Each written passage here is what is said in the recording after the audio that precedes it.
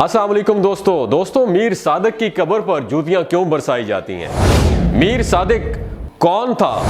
मीर सादिक की कब्र पर लोग अब तक गंदगी क्यों फेंकते हैं? और मीर सादिक की कब्र के पास से गुजरते हुए जूते वहां क्यों फेंकते हैं? मीर सादिक को गद्दार क्यों कहा जाता है? और मीर सादिक ने किस बिना पर टीपू सुल्तान से गद्दारी की, हालांकि उसका खास वजीर था? टीपू सुल्तान की मौत कैसे हुई और फिर मीर सादिक को किस दर्दनाक और इबरतनाक तरीके से मारा गया? हमारी आज का वीडियो का जो मौजू होगा वो यही होगा। हम आपको बताएंगे कि एक इंसान की गद्दारी की कीमत 200 साल गुलामी की सूरत में कैसे मिली। दोस्तों, तारीख अपने दामन में वफा और बेवफाई, खिदमत और धोखाधड़ी की हर किस्म की अलामतें अपने पास महफूज रखती है, लेकिन बाज किरदार ऐसा फैसला कुन वार करते हैं कि वो हमेशा के लिए शर्मनाक अलामत बन के रह जाते हैं। कुछ यही हाल हमारी तारीख के इस किरदार का भी है जिसे हम मीर सादिक के नाम से याद करते हैं, जिसके बारे में हमारी नौजवान नस्लें तकरीबन ला इल्म और ना बलद हैं। दोस्तों, मीर सादिक रियासत हैदराबाद दक्कन के टीपू सुल्तान के साथ गद्दारी करने की वजह से मशहूर हुए। ये सुल्तान हैदर अली का एक खास आदमी था। हैदराबाद दक्कन के मीर आलम का भाई था और अजमी नस्ल से ताल्लुक रखता था। मीर सादिक मुत्तहिदा हिंदुस्तान में मैसूर के सुल्तान टीपू सुल्तान के दरबार में वजीर के ओहदे पर फाइज था।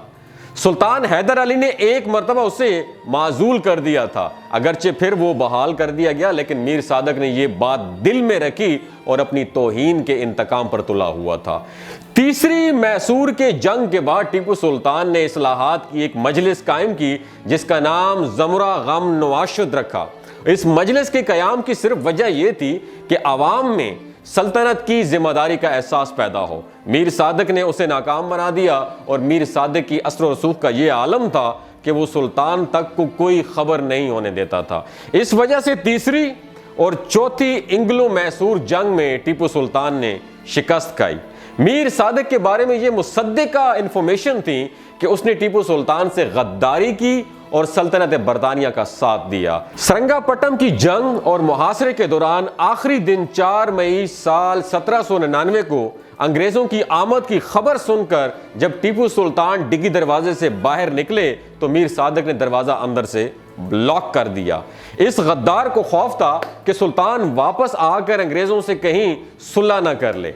दरवाजा बंद करने के बाद उसने फसील किला पर सुल्तान की मौजूदगी की इतला पता है किसको दी है? अंग्रेजों को दी, जिसका रिजल्ट ये निकला कि अंग्रेज फौज ने 3 तरफ से सिमट कर फसील किला पर गोलियां बरसाई, अटैक कर दिया, जिसकी वजह से मैसूर में इस जंग के दौरान टीपू सुल्तान को शहीद कर दिया गया।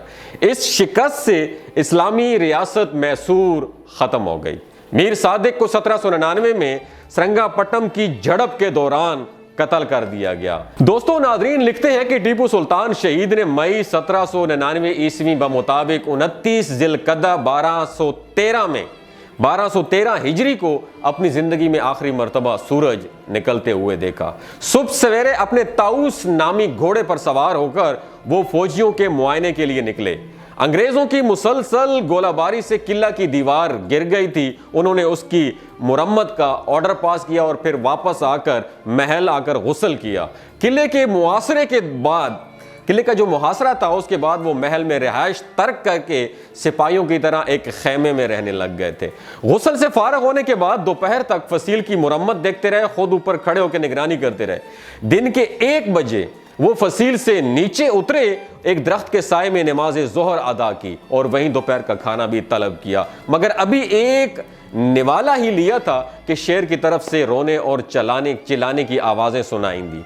टीपू सुल्तान ने पूछा कि यह शोर कैसा है, तो मालूम हुआ कि शाही तोपखाने का जो सरदार है जिसका नाम सैयद गफार था वो शहीद हो गया है और अंग्रेज फौज बिला रुकावट के, बिला रोक टोक किले की तरफ बढ़ती चली आ रही है। वो फौरन दस्तरखान से उठ खड़े हुए, चंद जानिसारों को साथ लिया और किले के दरीचे डिग्गी दरवाजे से निकलकर दुश्मन पर हमला करने के लिए आगे बढ़े और उनके बाहर निकलते ही गद्दार मीर सादिक ने अंदर से दरीचे को, दरवाजे को बंद कर दिया ताकि उन्हें वापस किले में आना पड़े तो वो वापस ना आ सकें। और फिर शेर मैसूर टीपू सुल्तान दीन मोहम्मदी की सरबुलंदी और आज़ादी उम्मत की हिफाजत करता दस्त बदस्त मर्दाना वार लड़ता हुआ अपनी जान पर खेलकर शहादत के अजीम मनसब पर फायज हो गया। और जाते जाते एक जुमला कह गया कि शेर की एक दिन की जिंदगी गीदड़ की 100 साल जिंदगी से बेहतर है। दोस्तों, टीपू सुल्तान तो शहीद हो गया, मगर इस गद्दारी की सज़ा मीर सादिक को किसी सूरत में भुगतना पड़ी।